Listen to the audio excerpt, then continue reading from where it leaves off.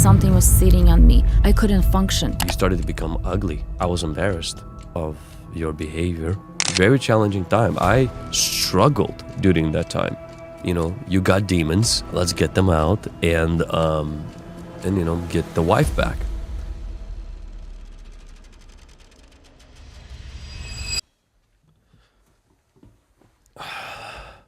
This conversation that I'm going to have with no one other than my wife, Lana Savchuk.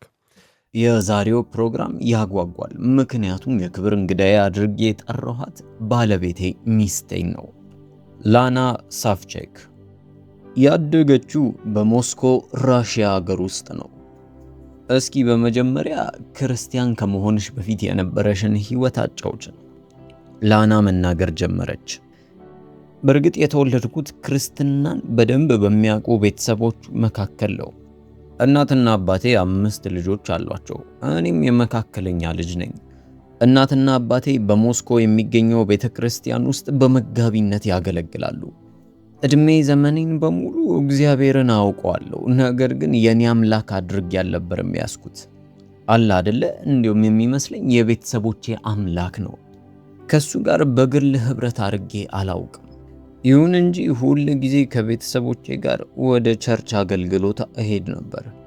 ከዚህ በኋላ ልክ ከ13 ዓመቴ በኋላ በህይወቴ ውስጥ እጅግ በጣም አደገኛና ክፉ የምላቸውን ምርጫዎች ማድረግ ጀመርኩ። ያው የተወለድኩበት ሀገር በኮሚኒስት አመራር ነበር የሚመራው። በዛ ጊዜ የፕሮቴስታንት ክርስቲያን ሆኖ መታየት እጅግ በጣም ከባድ ነበር። ሰዎች ያገሏቸዋል፣ ብዙ ነገሮች ይወራባቸዋል።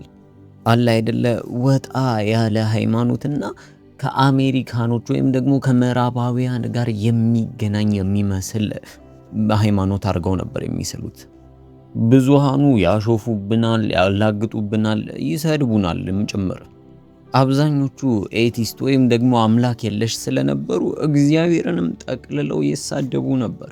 በዚህም ምክንያት የህይወቴን አብዛኛውን ክፍል ልክ እንደ ወጥ ሰው ነበር የምታየው።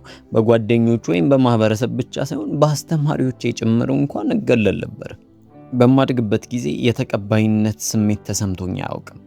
በዚህም ምክንያት እያደኩኝ ስመጣ አንድ ጥያቄ ጠይቅ ነበር። ለምንድነው የኔ ቤተሰቦች ልክ እንደ ሌሎች ቤተሰቦች ኖርማል መሆን የማይችሉት እላለሁ። ከዚህ በኋላ ይበልጡኑ ከእግዚአብሔር ጋር የነበረኝ ደረቅ ግንኙነት የበለጠ እየሻከረና እየተላቀቀ መጣ። በቃ የእግዚአብሔርን ስም ከሌሎች ሰዎች ጋር አብሬ እንዳልኖር የሚያግደኝ ስም አድርጌ ማየት ጀመርኩኝ። በዚህ ውሳኔ ወዲያውኑ ህይወቴ አቅጣጫን መቀየር ጀመረ። ወዲያውኑ በመጥፎ ጓደኝነት ተጠመድኩኝ። የተለያዩ ዓለማዊ የሚባሉ ድርጊቶችን አብዝቼ ማድረግ ጀመርኩኝ። የግዴታ ከማህበረሰቡ ጋር ለመግባባትና ከነሱ ጋር ለመዋሃድ ስለፈለኩኝ እነሱ ልክ ነው ወይም ደግሞ እነሱ ሲያደርጉ ያየሁትን ነገሮች በሙሉ ማድረግ ጀመርኩ። ሰዎች እንዲቀበሉኝ እጅግ በጣም እፈልግ ነበር።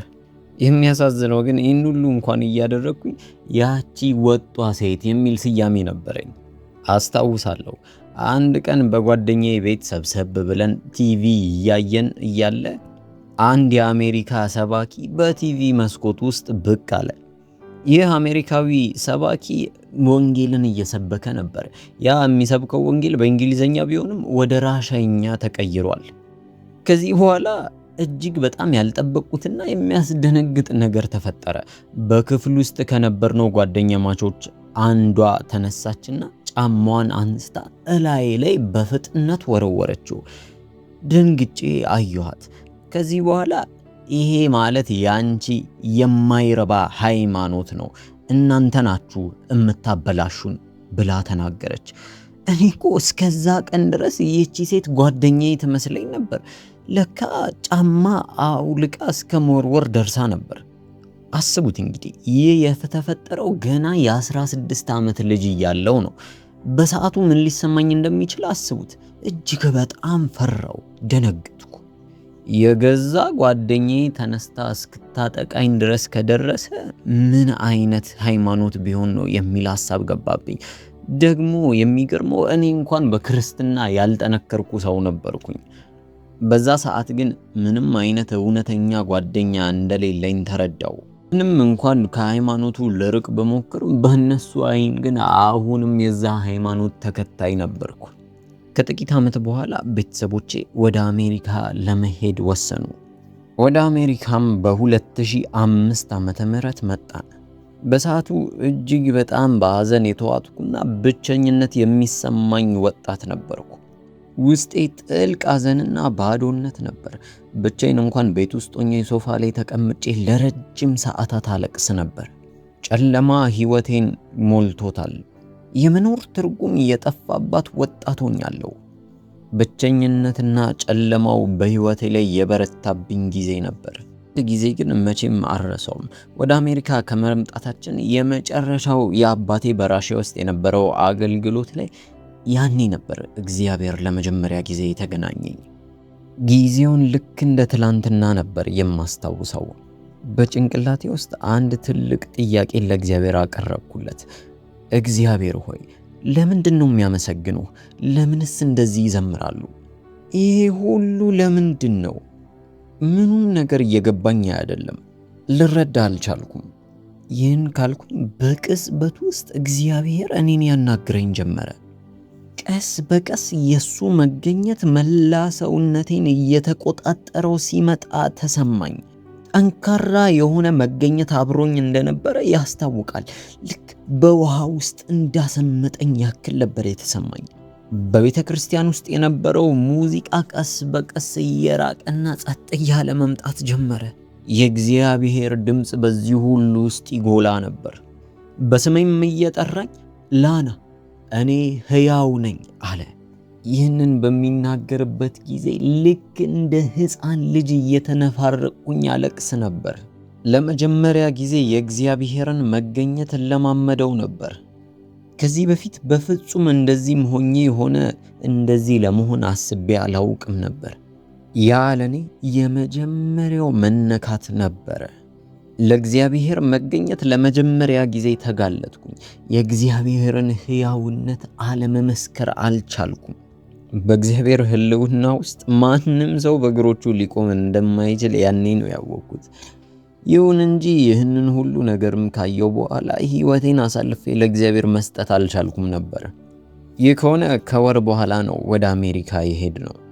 ድጋሚ ግን አሜሪካን ውስጥም አንድ ቤተ ክርስቲያን አገኘና ፓስተር ስላቪክ የሚባል ሰው በሚሰብክበት ጊዜ አሁንም ለሁለተኛ ጊዜ የእግዚአብሔር መገኘት ወደ እኔ መጣ።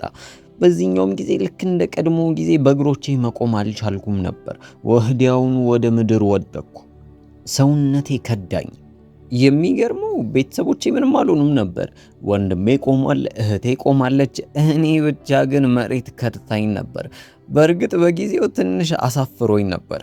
ነገር ግን ያኔ የእግዚአብሔር መገኘት በነበረበት ሰዓት ምንም ሌላ ነገር ማሰብ አልቻልኩም ነበር። ከእግዚአብሔር ሕልውና ውጪ የሚያሳስበኝ ነገር አልነበረም። ልክ እንደ ቀድሞ ሁሉ እንደተወለደ ሕፃን ልጅ እነፋረቅ ነበር። በዛም ጊዜ እግዚአብሔር ሕይወቴን ይፈልገው ነበር። ወደ እርሱ እንድመጣ ይፈልግ ነበር። ላና ዛሬ ሕይወትሽን ለኔ አሳልፈሽ የምትሰጪበት ቀን ነው ይለኝ ነበር። ይህንን ሲለኝ እምቢ ማለት አልቻልኩም ነበር። ወዲያውኑ ለነፍሳት ጥሪ ሲደረግ እየሮጥኩኝ ከመድረኩ ስር ወደቅኩ። ያኔ ነው ለመጀመሪያ ጊዜ ጌታ ኢየሱስ ክርስቶስን የሕይወቴ ጌታና አዳኝ አድርጌ በሕይወቴ ላይ የሾምኩት። እኔ ያን ጊዜ ነው ለመጀመሪያ ጊዜ ዳግመኛ የተወለድኩበት ቀን ብዬ የማስበው። ከዚህ በኋላ ግን ምንም እግዚአብሔር ቢናገረኝም እኔ ግን ሕይወቴ ሙሉ በሙሉ አሳልፌ ለመስጠት ሐሳቡ አልነበረኝም። ያው አለመፈለግ ሳይሆን ችላ ማለትና መዘናጋት ስለነበረ ነው። ታዲያ ሕይወቴ አልጋ ባልጋ አልሆነም ነበረ።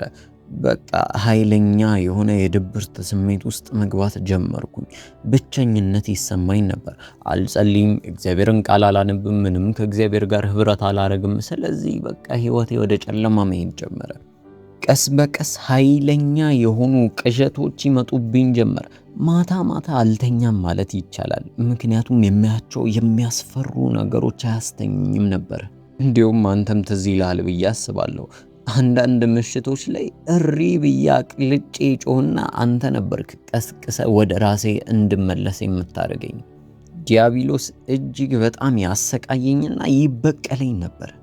እነዛ ማታ ማታ የምመለከታቸው ቅዠቶችና ህልሞች እጅግ በጣም ከማስፈራታቸው የተነሳ ቀን ቀን የነበረኝንም ውሎዬን ጭምር ያበላሹብኝ ነበር። ስሜቶቼ ወዲያውኑ ይቀያየራሉ። እያንዳንዱን ደቂቃ እጅግ በጣም ይከብደኝና ያመኝ ነበር። የሆነ ነገር ጫንቃዬ ላይ እንደተሸከምኩ ያክል ይከብደኛል። የሆነ ነገር እላይ ላይ የተቀመጠብኝ ይመስለኛል። ቀስ በቀስ ወደ ቤተ ክርስቲያን መምጣት እንኳን እየከበደኝና እየሰለቸኝ መጣ። መጸለይ እንዳልችል የሚዋጋኝ አካል ነበር። ራሴን መሆን አልቻልኩም። አንተ ራሱ ስትነግረኝ ትዝ ይለኛል። አንቺ ያኔ መጀመሪያ የተዋወቅኩሽ ሰው አይደለሽም እያልከኝ ነበር። አዎ በጣም ልክ ነበርክ። ሙሉ በሙሉ የተለወጠና የተለየ ሰው መሆን ጀመርኩ። ነገር ግን ይህ ሁሉ ጭንቀት፣ መርበትበትና ፍርሃት የነበረው በህይወቴ ውስጥ ቀስ በቀስ ለበጎ እየሆነ መጣ። ምክንያቱም ለብዙ ዘመናት በውስጤ አምቄው የነበረውን ዝም ያለውን የእግዚአብሔር ኃይል ፈንቅዬ ማውጣት የምችልበትን አቅምና ጉልበት ይሰጠኝ ጀመረ። ከስ ለረጅም ጊዜያት እንቅልፍ ሲነሳኝና ሲያውከኝ ሲያስጨንቀኝ የነበረው ራሴን እንዳልሆንና እንዳልጸልይ የሚያደርገኝ የነበረው ለብዙ ዓመታት የነበረ ዘር ቆጥሮ የሚመጣ የትውልድ እርግማን ነው። ይሄ ወቅት ምረሳው ወቅት አልነበረም። በደንብ አስታውሳለሁ። ምክንያቱም ብዙ ጫናና ብዙ ሸክም የነበረብኝ ጊዜ ነበር። አስታውሳለሁ በወቅቱ እኔና አንተ አዲስ ተጋቢዎች ነበርን። በዛ ላይ ደግሞ አንተ ልክ የወጣቶች ፓስተር ሆነን የተሾምክበት ጊዜ ነበር። እንዴት ጥሩ ሚስትን መሆን እንዳለብኝ፣ እንዴት መልካም አገልጋይ መሆን እንዳለብኝ የምማርበት ወቅት ነበር። አንተን እንዴት ማገዝ እንዳለብኝ፣ እንዴት ከቤተሰቦች ጋር አብሬ መኖር እንደምችል፣ በቃ ያን ሁሉ ነገር መፍታት ነበረብኝ። ከአጠገቤ ካንተ ውጪ ምንም አይነት አዲስ ጓደኛ፣ እማቀው ሰው፣ እማቀው ቤተሰብ አልነበረም። ምክንያቱም እኔ እናንተ እንደተጋባን አዲስ ከተማ፣ አዲስ ኑሮ፣ አዲስ ቤተክርስቲያን ነበር ይሄድ ነው አለ አይደለ? የሆኑ ሰዎች አንስተው የሚፈላ ውሃ ውስጥ ጨምሮኝ ከፈለክሽ ዋኚ፣ ከፈለክሽ ስመጪ፣ ከፈለክሽ እንደምንም ብለሽ ውጪ ብለውኝ እንደጣሉኝ ነበር። የሚያሳዝነው ግን ምን ማድረግ እንደነበረብኝ ምንም ዕውቀቱ አልነበረኝም። ይመስለኛል ዲያብሎስ ይህንን በዝቅተኛ ሁኔታ የነበርኩበትን ጊዜ ተጠቅሞ ሊያጠፋኝ ወስኖ ነበር። ይህንን ነገር በፍጹም በራሴ መፍታት እንደማልችል ያውቃል። እግዚአብሔር እጁን ባይዘረጋልኝና እግዚአብሔር ባይረዳኝ ኖሮ አሁን ሟች ነበርኩኝ፣ ሰማጭ ነበርኩኝ። ያለ እግዚአብሔር እርዳታ የትም መድረስ አልችልም ነበር። ታዲያ ይህንን ባለማወቅ ብዙ ነገር ዋጋ ከፈልኩኝ። በመጀመሪያ ሰዎችን መጥላት ጀመርኩኝ፣ ጥላቻን ውስጥ ያዳበርኩኝ። ከዚህ ቀጥሎ ደግሞ ቅናትን በውስጤ ፈጠርኩ። ዲያብሎስ ይህንን አጋጣሚ ተጠቅሞ ህይወቴን መስቀልቅል አረገው። አንድ ነገር በህይወቴ ውስጥ ተምሬያለሁ፣ እናንተም እንድታውቁ ትፈልጋለሁ። በህይወታችሁ ላይ ከባባድ የሆኑ በዘር ማንዘር የሚመጣ ርግማን ካለ ምናልባት ልጅ እያላችሁ ወይም ነፍስ ሳታውቁ ላይፈጠርባችሁ ይችላል። ነገር ግን ነፍስ ካወቃችሁ በኋላና ህይወት መሄድ ከጀመረ በኋላ ስታገቡ ሊሆን ይችላል፣ አዲስ ስራ ስትይዙ ሊሆን ይችላል። ብቻ በህይወታችሁ አንድ ትልቅ ምዕራፍ ጋር መሻገር ስትጀምሩ ወይ ሀገር ስትቀይሩ ያ እርግማን ወዲያውኑ ወደ ህይወታችሁ መምጣት ይጀምራል። ልክ ትንሽ በረከት ወደ ህይወታችሁ መግባት ሲጀምር ወዲያውኑ የዘር ማንዘር እርግማን ወደ እናንተ መላክ ይጀምራል። ለብዙ ዓመት ተኝቶ የነበረ እርግማን በድንገት ቤት ስትሰሩ ሊመጣ ይችላል። ምክንያቱም እኔ በህይወቴ ልክ ይህንን ነው ያየሁት። አዲስ ሀገር ስመጣ፣ አየር ስቀይር፣ ሳገባ ራሱን የቻለ እጅግ በጣም ከባባድ ነገሮችን ይዞብኝ መጥቷል። እኔ በብዙ ነገር ዋጋ ከፍዬ ነበር። በተለይም ደግሞ እኔ ለሆኑብኝ ነገሮችና ላጋጠሙኝ ነገሮች በሙሉ ሰዎች ላይ ኃላፊነትን መጫን ወይም ደግሞ ሰዎች ላይ ማሰበብ አልወድም ነበር። ስለዚህ በህይወቴ ላይ የሆነው የነበረውን ነገር በሙሉ በራሴ ላይ አሳበብኩት። ምናልባት አስተዳደጌ ሊሆን ይችላል ብዬ አመንኩ። ያው ለሚሆኑት ነገር ኃላፊነት መውሰድ አልችልም ነበር። ምክንያቱም ነገሩ መንፈሳዊ ውጊያ ነው። ወዴትም ብዬ ኃላፊነት መውሰድ አልችልም። ዲያብሎስን ኃላፊነት ማስያዝ አልችልም። ዲያብሎስ መንፈስ ነው። መዋጋት የምችለው በመንፈስ ነው። ልክ ኤፌሶን ላይ እንደተጻፈው ውጊያችሁ ከስጋና ደም ጋር አይደለም እንደሚለው ሁሉ ከመንፈስ ጋር እንዴት ብዬ ለመንፈስ ኃላፊነት ልስጥ? ስለዚህ የማደርገው የነበረው በቃ ኃላፊነት መውሰድ ሳይሆን ይልቁንስ ራሴ ላይ ማሳበብ ነበር። ራሴን መውቀስ ጀመርኩ። በከባዱ ወቅሳለሁ። እንደዚህ ባልሆን ኖሮ፣ እንደዚህ ባላድግ ኖሮ፣ ወደዚህ ሀገር ባልመጣ፣ ባላገባ፣ ብዙ ነገር ልጀምር። ምን አይነት ክፉ ሰው በሆን ነው? እንዴት እንደዚህ አይነት ሰው ልሆን ቻልኩ? እኔ እኮ እንደዚህ አልነበርኩም። ለስሙ እግዚአብሔር አድኖኛል። እግዚአብሔር እኮ ግን ፈውሶኛል። እግዚአብሔር ካለመዳን ወደ መዳን አምጥቶኛል። ከዛ የጭንቅ ህይወት ውስጥ አውጥቶ ነፃነትን ሰጥቶኛል። ከዛ ጨለማ ጉድጓድ ውስጥ ወጥቼ እግዚአብሔር ወዳየልኝ ህይወት ወጥቻለሁ። አሁን ግን እግዚአብሔር የሰጠኝን እንኳን በአግባቡ ሳላጣጥምና ሳልጠቀም ህይወቴ ላይ ይሄ ሁሉ ጨለማ እየተፈጠረ ነው። በእኔ ምክንያት ነው ይሄ ሁሉ የተፈጠረው። እጅግ በጣም መጥፎ ሰው ነኝ እያልኩኝ ራሴን እወቅስ ነበር። ከዚህ በላይ እለወጣለሁ ብዬ አላስብም ነበር። ምክንያቱም እግዚአብሔር አንዴ ጸጋን ሰጥቶኛል። ያንን ጸጋ ደግሞ በአግባቡ እየተጠቀምኩት አልነበረም። በሚያሳዝን ሁኔታ በዛ ጊዜ ላይ ሙሉ በሙሉ ስለ ጨለማው ዓለም ወይም ደግሞ ሙሉ በሙሉ ስለ መንፈሳዊው ዓለም መረዳት አልነበረኝም ነበር። በኔ ሁኔታ ውስጥ ዲያብሎስ የሚጫወተው ሚና አለ ብዬ አላሰብኩም። የሚፈጠረው ነገር በሙሉ በህይወቴ ላይ እየተደራረበብኝና እየተባባሰብኝ ይመጣ ነበር። ምንም መሻሻል አልነበረውም። እኔም ልክ እንደዛው ሁሉ በቃ ራሴን የምወቅሰው የበለጠ እየመጣ ሄደ። ለምን እንደ ሌሎች መሆን ያቅተኛል? እኔ ብቻ ነኝ እንደዚህ አይነት ስሜት የሚሰማኝ የሚል ሐሳብ በውስጤ ይመላለስ ነበር። ህይወቴ ለምን በዚህ ልክ ሊመሰቃቀል ቻለ ብዬ ጠይቅ ነበር። አያችሁ፣ በዚህ ጊዜ በእኔ ላይ ብቻ ትኩረት ማድረግ ጀመርኩኝ። ከኔ ውጪ አይታየኝም ነበር። ዲያብሎስም ይህንኑ ይፈልግ ነበር። ከኔ ውጪ እንዳላይና ነገሮችን እይታዎቼን በሙሉ በእኔ ላይ እንዳጠብ ይፈልግ ነበር። ተሳካለት። የኔ ዋነኛ ተቃዋሚና የኔ ዋነኛ አጥቂ መስለኝ የነበረው ራሴ ነበርኩኝ። ራሴን ብዙ ጊዜ ስለምወቅስ ችግሩ እኔ ጋር ያለ ይመስለኝ ነበር። ስለዚህ ዲያብሎስን መመልከት አልችልም። ጠላቴን ደግሞ ካላየሁት ልቃወመውም ሆነ ልገስጸው አልችልም። አያችሁ፣ በአንድ ጊዜ ዲያብሎስ እኔን እንዴት እንደሚያሸንፍ አውቆ ነበር። መልሼ ማጥቃት እንዳልችልና ራሴን እንዳልከላከል አደረገኝ። የሚያሳዝነው ነገር ብዙ ሰዎች በእኔ አይነት ሁኔታ ልክ ሲያልፉ ብዙ ምክንያቶችን ለራሳቸው እንዲደረድሩ ዲያብሎስ ሁኔታን ያመቻችላቸዋል። አዲስ ከተማ ስለገባሽ እኮ ነው፣ አዲስ ትዳር ስለሆነ ነው፣ ይሄ አዲስ ቦታ ስለሆነ ነው እያለ ብዙ ምክንያቶችን ይደረድርላቸዋል። ያኔ ጊዜያዊ ነገር ይመስላችሁና ብዙ ነገሩን ችላ ትሉታላችሁ። እኔ እግዚአብሔር ረድቶ አይኔን አብርቶልኛል። ምክንያቱም ይሄ ሁሉ እየተደራረበ በነበረበት ጊዜና በቃ ልፈነዳ እስኪደርስ የመሰለኝ ጊዜ ላይ እግዚአብሔር አስተማሪዎችን አስነሳልኝ። ስለ ርግማን፣ ስለ ቤተሰብ ርግማን፣ ደግሞም ስለ መንፈሳዊ ውጊያ፣ ስለ መንፈስ አሰራር፣ ስለ ርግማን ማስተማር የሚጀምሩ አስተማሪዎችን መስማት ጀመርኩኝ። ያኔ ነገሮች ቀስ በቀስ ይበሩልኝ ነበር። ትምህርቶችን እያዳመጥኩ በመጣው ቁጥር የሆነ ነገር ልክ እንዳልሆነና የሆነ ነገር ላይ እንደሳትኩኝ ገባኝ። ከዚህ በኋላ እግዚአብሔር ረዳኝና መንፈሳዊ አይኖቼ ተከፍተው ትክክለኛውን ጠላቴን ማየት ቻልኩኝ። ዲያብሎስ ሁል ጊዜ እንዳታዩት ይፈልጋል፣ እንዳትነቁና እንዳታጠቁት ይፈልጋል። ለዛም ሁል ጊዜ ይደበቃል። ልትነቁበት እንኳን ስትሉ የተለያዩ ምክንያቶችን ይዞ ከፊት ለፊታችሁ ይቆማል።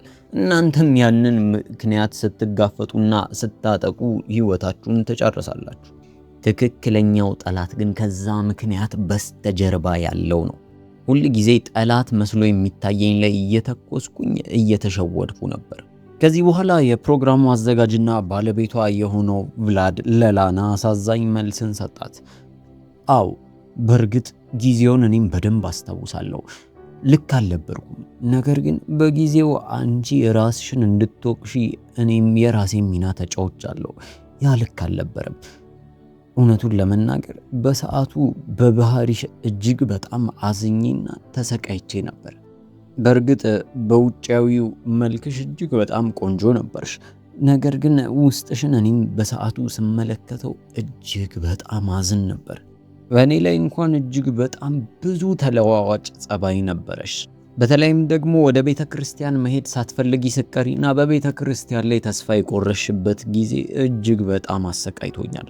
አስታውሳለሁ ማክሰኞ ምሽት ላይ ትዝ ካለሽ ቤተ ክርስቲያን ሄጄ ስመለስ እያለቀሽ ጠብቀሽኝ ወደ ቤተሰቦቼ ቤት መመለስ እፈልጋለሁ ስትይ በአፍሽ ከኔ ጋር መፋታት እንደምትፈልጊ ባትነግሪኝም ድርጊቶችሽ ግን እንደዛ ይነግሩኝ ነበር። አስታውሳለሁ ይህ ሁሉ ነገር ከተፈጠረ በኋላ አንቺን ከመውቀስ ይልቅ ቤተ ክርስቲያን ሽማግሌዎችና ቤተ ክርስቲያን መሪዎቼ ጋር ሄጄ እነሱን መውቀስ ጀመርኩኝ። ምናልባትም ለሷ የተመቻቸ ቦታና እሷን በደንብ ብትቀበሏት ኖሮ መልቀቅ፣ መውጣት፣ መሄድ አትፈልግም ነበር ብዬ እጅግ በጣም አዝንባቸው ነበር። እኔም አንቺን ከመርዳት ይልቅ በቃ ስሜትሽን ተቆጣጠሪ፣ ተረጋጊ እልሽ ነበር። ነገሩ መንፈሳዊ መሆኑን ቀድሞ መረዳት ነበረብኝ። እንዲሁም የሆነ ጊዜማ ከአንቺ ጋር የትም ቦታ መውጣት እጅግ በጣም ከባድና አስቸጋሪ ሆኖብን ነበር። እኔ እንዲሁም ምናልባት የቅርብ ሰው ወይ ደግሞ ቤተሰብ ከመጣ የተሻለ ስሜት ይኖርሻል ብዬ በማሰብ የምትወጃትን ልክ እንደ ልብ ጓደኛ የሆነችልሽን እህትሽን እኛ የለንበት ከተማ እንድትመጣና እንድትኖር ሞክሬ ነበር። በቃ ያቺን የተደበረች ያዘነችና በየማታ ማታ የምትጮ ሚስቴን ለመቀየር ያላደረኩትና ያልፈነቀልኩት ድንጋይ አልነበረም።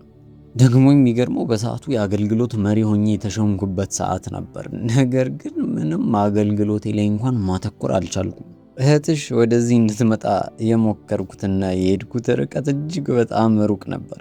ምክንያቱም አንዱን የአክስቴ ልጅ አብራውን እንድትሆን ሞክሬያለሁ። በሚያሳዝን ሁኔታ አይደለም አብራው ልትሆን ከተማውን ከነጭራሹ ጠልተው ነው የሄደችው። ምናልባትም ከስራው ከሆነ ብዬ ስራም ቀይረሽ እንድትሞክሪው አደረግኩኝ። ነገር ግን እሱም ቢሆን አልጠቀመሽም። አይደለም ላንቺ ለኔ እንኳን እጅግ በጣም የሚፈትንና ከባድ የምለው ጊዜ ነበር። በሰዓቱ እጅግ በጣም ብዙ ደክም ያለው አስታውሳለሁ። በማግባቴ የተጸጸትኩበት ጊዜም ጭምር ነበር። ላና ቀጠለች። አዎ በደንብ አድርጌ ያንን ጊዜ አስታውሳለሁ። ታውቃለህ፣ እውነት ነው። በጭንቅላቴ ሁል ጊዜ አንድ ጥያቄ ነበረኝ። ለምንድነው ለመልካም ባሌ እንደዚህ አይነት ሚስት የሆንኩት? አይገባውም እላለሁ። ነገሩ ኖርማል እንዳልነበረ በደንብ እርግጠኛ ነኝ። የሚሰሙኝ ስሜቶች ግን ከአቅሜ በላይ ነበሩ። በቃ ስሜቶቼን መጋፈጥ የማልችልበት ደረጃ ደርሼ ነበር። እውነቱን ስነግር ደንዝዤ ነበር ማለት ይቻላል። በቃ እንደ በድን ሆኛለሁ።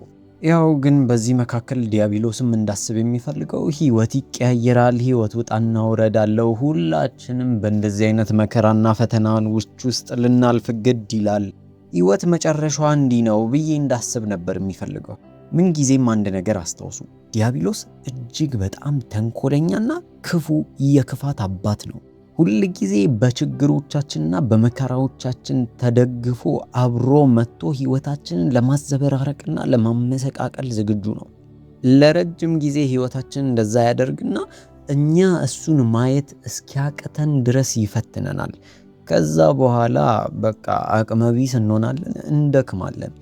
ሁል ጊዜ በህይወታችን ከባድ የሆነውን ጊዜ ስናሳልፍ ተሯሩጦ ይመጣል። ኖርማሉ ልናልፍበት ግድ የሚለን መከራ እንኳን እጅግ በጣም አጋንንታዊ ይሆናል። በዚህ መሃል ቭላድ መናገር ጀመረ። አዎ የመጀመሪያዎቹን በትዳር ውስጥ የነበረን ዓመታት መቼም ቢሆን አረሰው። እንዲሁም ከዚህ በኋላ ትዝ ካለሽ እግዚአብሔር አምላክ በነፃ ማውጣት አገልግሎት ላይ ጸጋን ጨመረልን። በሌላም ሀገር ላይ ሄደን የተለያዩ አገልግሎቶችን አደረግን።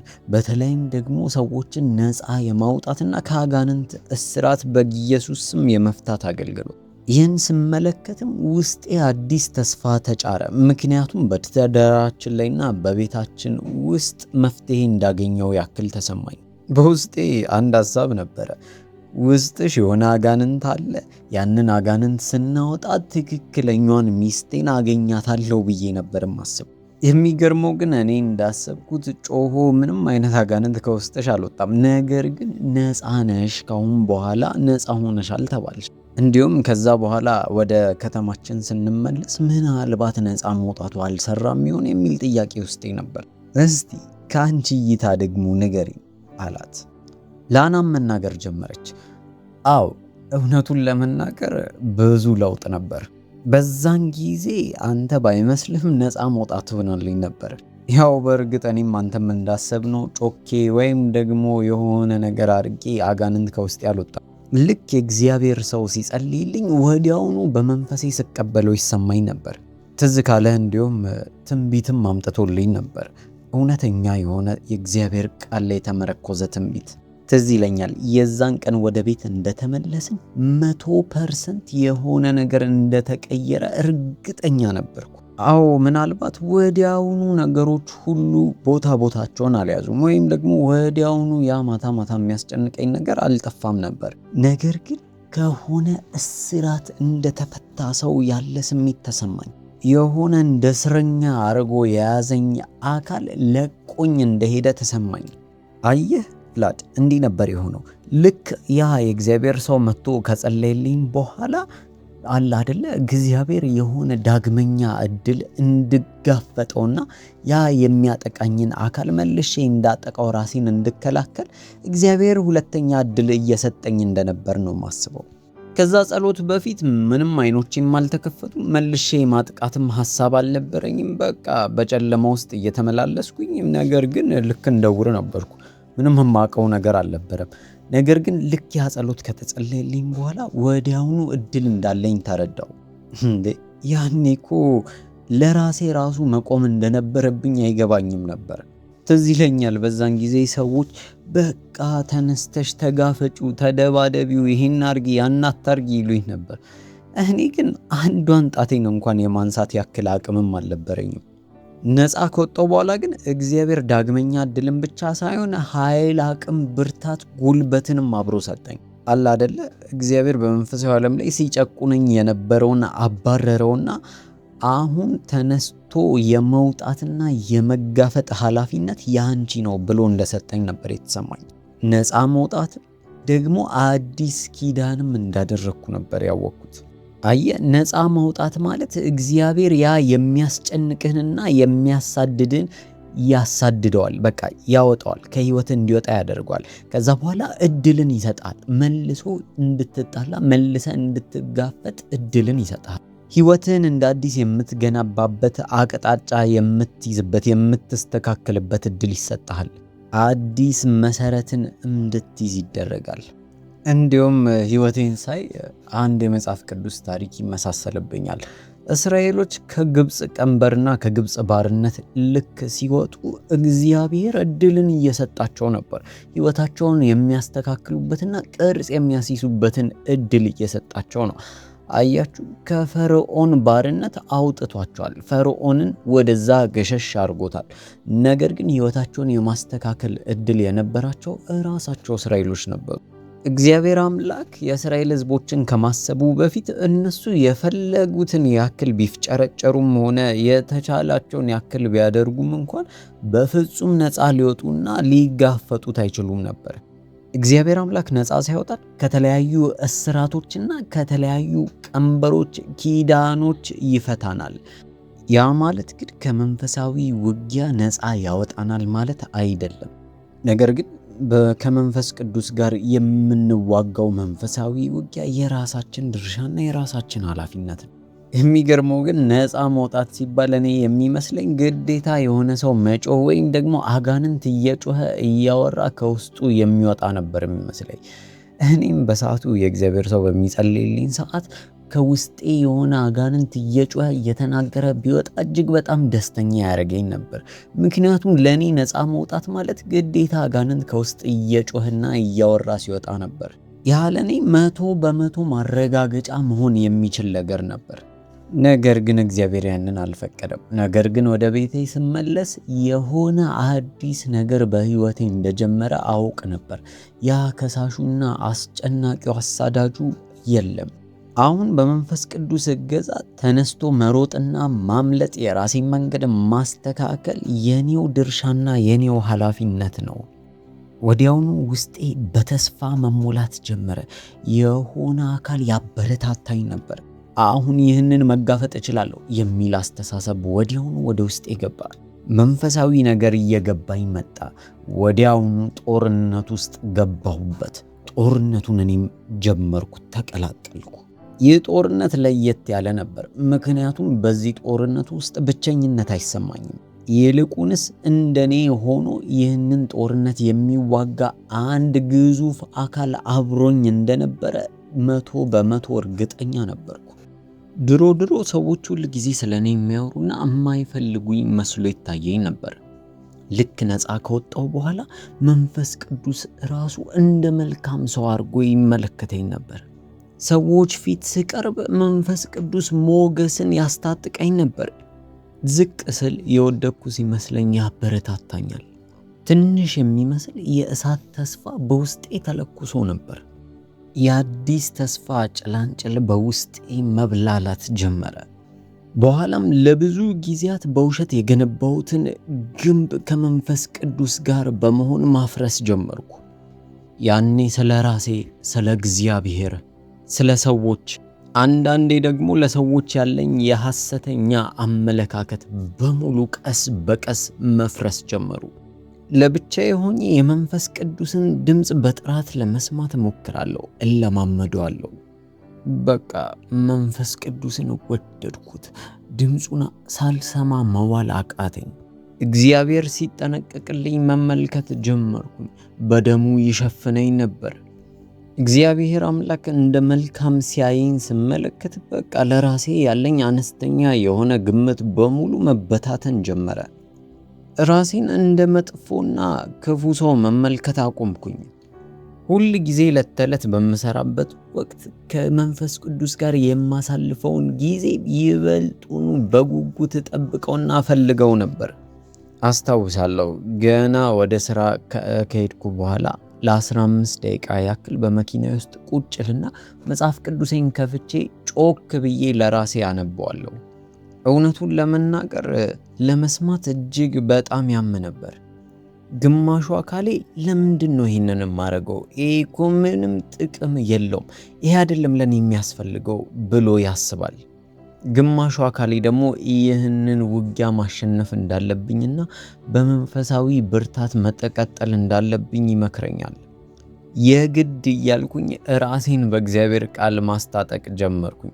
አለ አይደለ ሕፃን ልጅ መብላት ቢፈልግ ባይፈልግ የግድ እናበለዋለን። ልክ እንደዛ ሕፃን ልጅ የሆንኩኝ ያክል ተሰማኝ። በግድ ራሴን እየመገብኩኝ። ነገሩ ለኔ ቀላል አልነበረም። ቀላል አድርጋችሁ እንድታስቡትም አልፈልግም። ምክንያቱም እስኪ ያስቡት እናንተ ብትሆኑ ለረጅም ጊዜያት ያክል አይምሯችሁ ክፉና መጥፎ የሆነውን ብቻ ሲያስብ ቆይቶ ነገሮች ሁሉ አልገጣጠም ሲሉና ሲከብዷችሁ ቆይቶ ከዛ በድንገት ከዛ አይነት ሁኔታ ደግሞ ወደ ከፍታ ወይም ደግሞ መልካሙን ወደ ማሰብ፣ ጥሩን ወደ ማሰብ፣ እግዚአብሔርን ወደ መፈለግ መሄድ።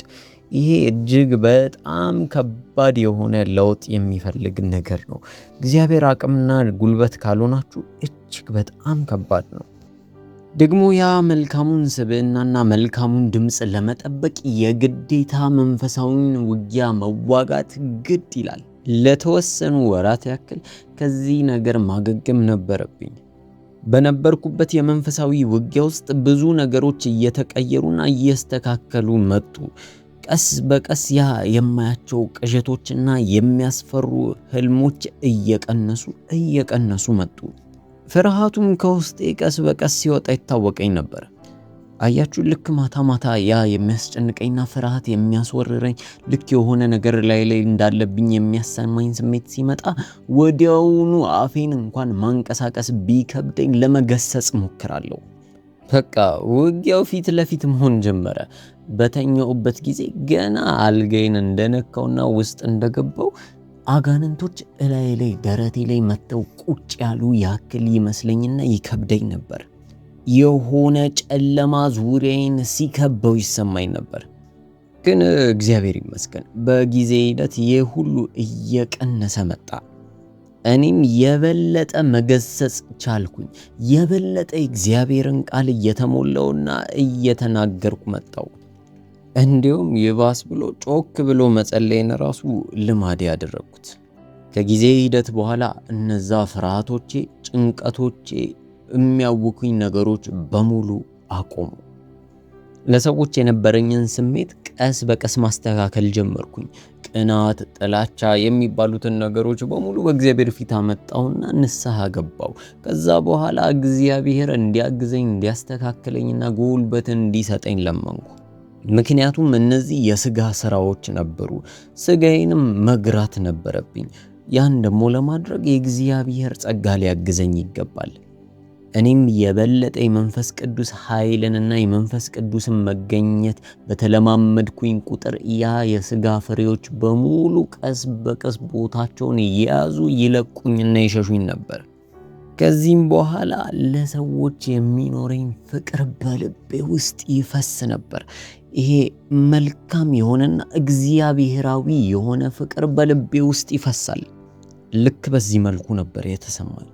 ነፃነቴን የጠበቅኩት የእግዚአብሔርን ቃል ጮክ ብሎ በማንበብ የመንፈስ ቅዱስን ድምፅ በመለማመድ ደግሞም በሚያስቸግሩኝ ሁኔታዎች፣ ህልሞች እና በማያቸው ነገሮች ላይ የእግዚአብሔርን ጠንካራ የሆነ ቃል በመናገርና ከውስጤ በማውጣት በክርስቶስ ኢየሱስ በኩል የተሰጠኝን ስልጣን በመጠቀም በመጸለይ በጊዜ ሂደት ውስጥ ውጊያዬ ላይ እየጠነከርኩና ዲያብሎስ ላይ እየበረታሁበት መጣው። በእርግጥ ነገሩ በፍጹም ቀላል አይደለም። እያንዳንዱ ሂደት ላይ ያም ነበር፣ ይከብድ ነበር፣ ተስፋ ያስቆርጥ ነበር። ነገር ግን እግዚአብሔር ጸጋ ረድቶኝ እዚህ ደረስኩ። በውስጤ የነበረውን በዚህ መልኩ መንፈስ ቅዱስ ቀረጸልኝ። ከዚህ በተጨማሪ በውጫዊ ህይወቴና አኗኗሬ ላይም ትልቅ ለውጥ ይታይ ጀመረ። በዙሪያዬ ያሉ ሰዎች ጋር የነበረኝ ህብረት፣ በቤተ ክርስቲያን ውስጥ የነበረኝ አገልግሎት፣ በትዳሬም ውስጥ ትላልቅ ለውጦች ይታዩ ነበር። በሚያስደስት ሁኔታ ቀስ በቀስ ፍላጎቶቼ በሙሉ እየጨመሩ መጡ። ለማምለክ፣ እግዚአብሔርን ለማመስገን፣ ቤተ ክርስቲያን የሚሄድ ፍላጎቶቼ ጣሪያ ይነኩ ጀመር። አሁን ያ ጫንቃዬ ላይ የተሸከምኩት ጨለማ አልነበረም። ስለዚህ ነፃነቴ እጅግ በጣም ፍላጎቴን ጨመረው። እንደፈለግኩ እግዚአብሔርን የማመሰግንበት አንደበቴ ተፈታ። የመፈታትን ነፃነት እንዴት አድርጌ ማስረዳት እንደምችል አላውቅም። ነገር ግን እግዚአብሔር ለሁሉም ሰው ይህንን ስጦታ እንዲያገኙ፣ ዓይናቸው እንዲከፈት፣ ጸጋው እንዲረዳቸው ጸልይላቸዋለሁ። እጅግ በጣም ትልቅና አስደሳች የሆነ ነፃነት አለው። መፈታቴ ለእግዚአብሔር አምላክ የሚቀርበውን መዝሙር እንዳጣጥምና እኔም ከሕዝቡ ጋር አብሬ አምላኬን እንዳከብር ረዳኝ። ቀስ በቀስ በአገልግሎቴ ላይ ነገሮች መቀያየር ጀመሩ። ቦታቸውን መያዝ ጀመረ።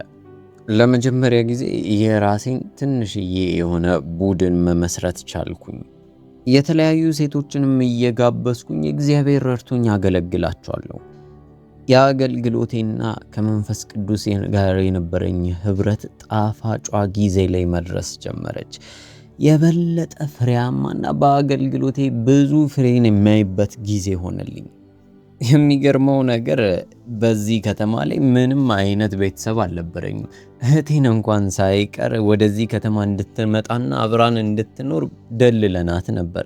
አልተሳካልንም። ነገር ግን ነገሮች መስተካከል ሲጀምሩና ቦታቸው መያዝ ሲጀምሩ በሚገርም ሁኔታ እህቴ ያንተን ወንድም አገባች።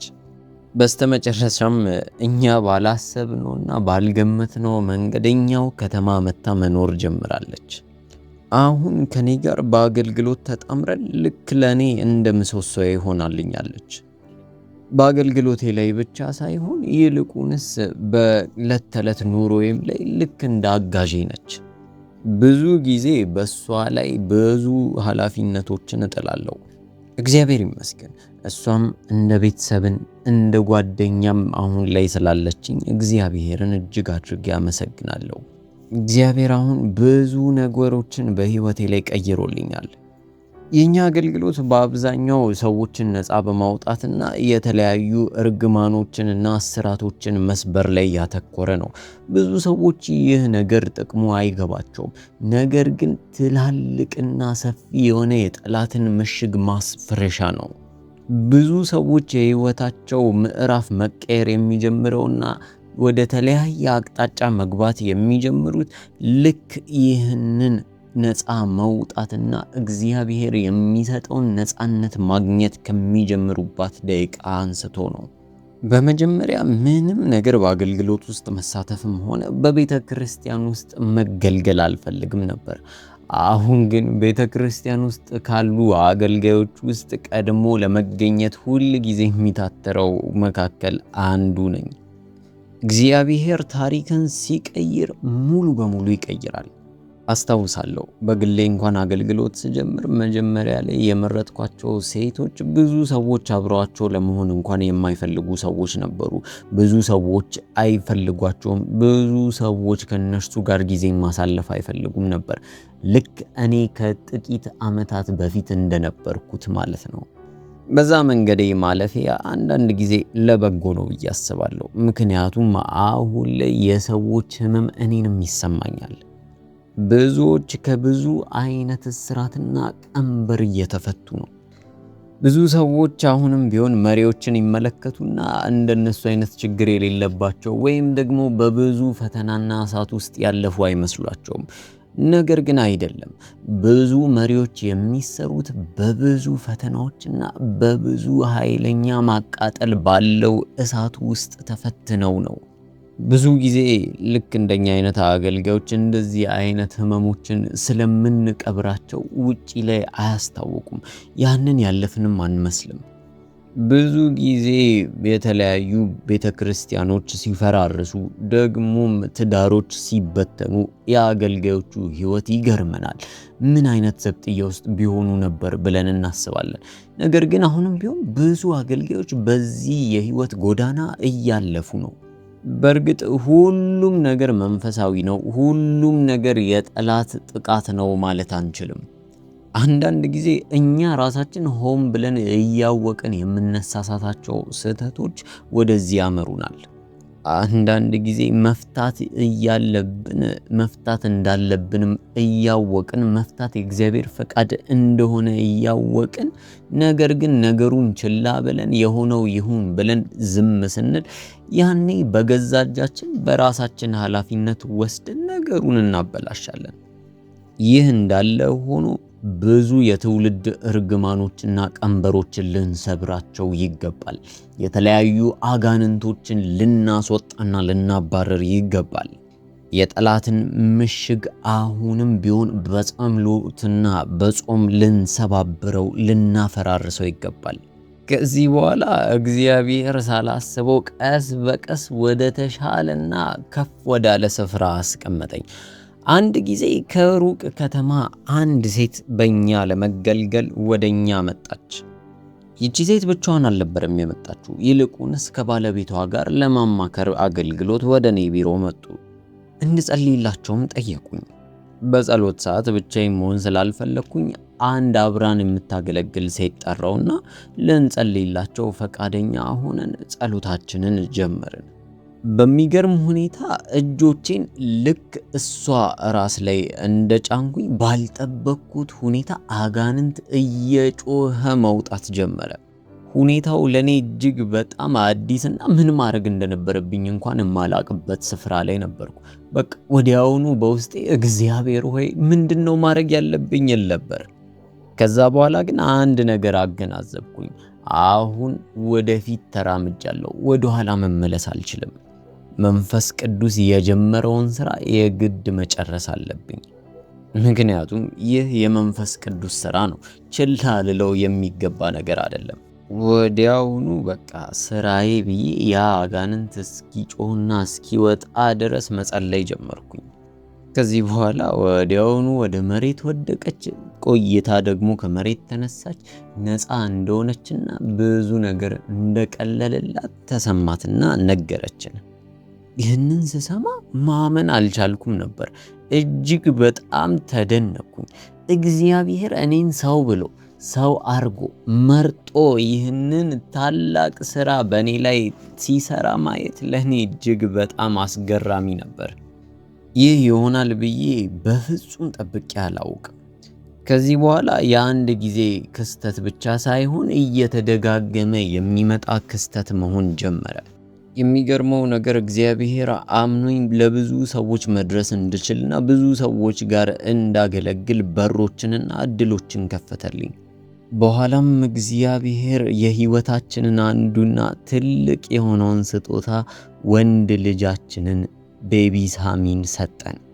ከከበረ ስጦታዎች ሁሉ አንዱ የከበረው የሆነው የእግዚአብሔር ስጦታ ልጅ ነው። እግዚአብሔር በልጅ ባረከን።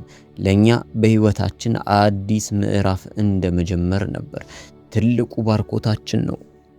ከዛም አልፎ አሁን ላይ እግዚአብሔር መጽሐፍ ጽፌ ለሰዎች እንዳደርስ አግዞኛል፣ ረድቶኛል። ቼንጅ ዩር ማይንድ በሚል ርዕስ ነው የጻፍኩት። ለሰዎች ግን አንድ የመጨረሻ መልእክት አስተላልፌ ልጨርስ እወዳለሁ። በመጀመሪያ ስለ ነፃ መውጣት ትንሽ ነገር ልበላችሁ። እውነተኛ ነፃ መውጣት ሁለት ጎኖች አሉት። ልክ የአንድ ሳንቲም ሁለት ገጽታ እንደሚባለው ነው። አንደኛው ጎን ዲያብሎስን ከዛ ሰው መንፈስ ውስጥ ማስወጣት ነው። እጅግ በጣም ወሳኝ የሆነ ነው። ሌላኛው ጎን ደግሞ በውስጣችን የነበረውን ማንኛውም አይነት እርግማን ወይም የጨለማ የክፋት አሰራር በሙሉ አንጽቶ ማውጣት ነው። የጠላትን ምሽግ የምናፈርስበት ጎን ነው። በቃ መጽሐፍ ቅዱስ ይህንን ነው ሊያስተምረን የፈለገው። በአእምሯችሁ መታደስ ተለወጡ እንጂ ይህንን ዓለም አትምሰሉ ይለናል። እግዚአብሔር አምላክ በአእምሯችን እንድንታደስ ይፈልጋል። መታደስ ማለት አሮጌና ቀራቅንቦ የነበሩት ነገሮች በሙሉ ወጥተው በአዲስ ነገር ሲተኩ ነው። እግዚአብሔር ይህንን ነገር በቃሉ በኩል አድርጎ ሲነግረንና ሲያስጠነቅቀን ልክ እንደ ጥያቄ ወይም ደግሞ ይህንን ብታደርጉ መልካም ነው እንደማለት ብቻ አይደለም። ይልቁንስ ከእግዚአብሔር ጋር ለመራመድ እስከወሰንን ድረስ ይህ ነገር ግዴታና አንገብጋቢ ማድረግ ያለብን ነገር ነው። ስለዚህ ከራሱ ከአጋንንትና ከዲያብሎስ ነፃ መውጣት አንድ ጎን ነው። ደግሞም ያ የጠላትን ምሽግ ማፈራረስና የጠላትን እርግማን መሰባበር ሌላ ራሱን የቻለ ጎን ነው። ነገር ግን ሁለቱም ነፃ መውጣት ውስጥ አሉ። ሁለቱም እኩል ማስኬድ አለብን። ሁለቱም ያስፈልጋሉ፣ የግድ ናቸው። እውነተኛ ነፃነትን የምንፈልግ ከሆነ ሁለቱንም ጎኖች የግድ መለማመድ ይኖርብናል። ሌላው ይህ ምስክርነት ለሰዎች ተስፋን እንዲጭር እፈልጋለሁ። ምክንያቱም እኔ በአንድ ጊዜ ምንም ተስፋ የሌላት ሴት ነበርኩ። ስለ ራሴ የማስበውና ስለ ራሴ የሚሰማኝ ስሜት እጅግ በጣም የወረደና የሞተ ነበር። ለህይወት በቂና ብቁ እንዳልሆንኩ ይሰማኛል። ለባለቤቴ መጥፎ ሚስትና ለአገልግሎቴ አላስፈላጊ ሰው እንደሆንኩኝ ይሰማኝ ነበር።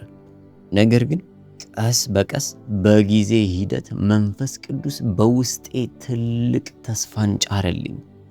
እወቁ፣ እውነተኛ ነፃነት አሁንም ቢሆን ሩቅ አይደለም። የዚህ ምስክርነት ሰሚዎች ይህንን በደንብ እንዲገነዘቡ እፈልጋለሁ። ደግሜ እላለሁ፣ እውነተኛ ነፃነት ሩቅ አይደለም። በመጽሐፌም ላይ ያሰፈርኩት ሆነ ለሰዎች የምናገረው በዚህም ምስክርነት ዋናው ዓላማው ይህ እንዲሆን እፈልጋለሁ። ይህንን የላናን ምስክርነት እስከዚህ ሰዓት ድረስ ቆይታችሁ ስለሰማችሁ እናመሰግናለን። እግዚአብሔር የእንደገና አምላክ እንደሆነ ተመልክተናል። ተስፋን የሚሰጥ እርሱ የታመነ ነው። እስኪ ተመልካቾቻችንን የመጨረሻ ጥያቄ ጠይቀን ልንሰናበታችሁ እንወዳለን። የእውነት የላና ምስክርነት ተስፋን የሚሰጥ ነው? ለእናንተስ ተስፋን ሰጥቷችኋል? ምላሻችሁን ልክ ይህንን እንዳዳመጣችሁ በኮሜንት ሴክሽን ላይ ጻፉልን፣ እናየዋለን። ተባረኩ።